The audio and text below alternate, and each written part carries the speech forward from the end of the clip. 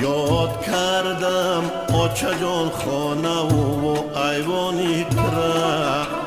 نان گرم و شکر و وی لبی چکدانی تره،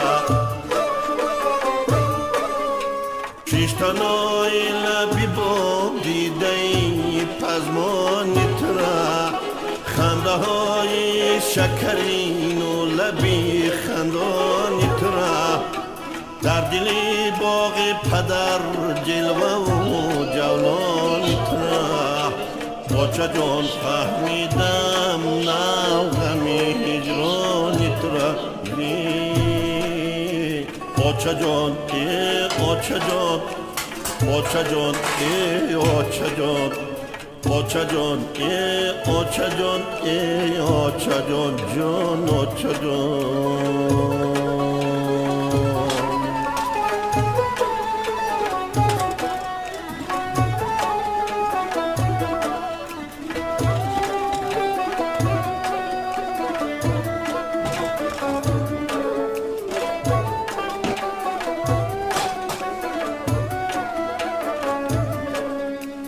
آچه جان گردشی چرخ گردشی آستینی تو بود، دیدنی دور بد و چشمی جهان بینی تو بود، همه آیزی ازل بسته آینی تو بود، خطی رهوار جهان رهزی خطی چینی تو بود،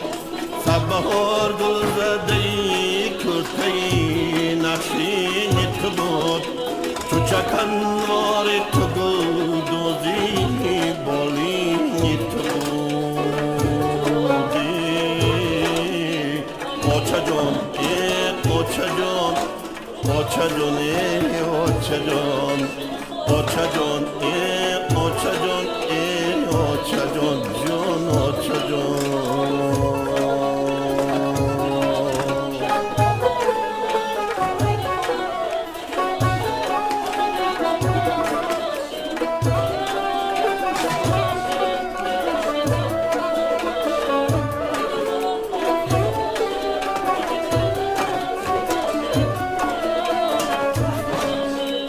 آچه جان کزنی همسایه با پیواز آید، که شود بچه تو پیشی تو در تاز آید، با همه پا و سری لوچ به سر ناز آید، بار دیگر ببرد کودکی همراز آید، چوبی تو به چرخیدنی پرساز آید،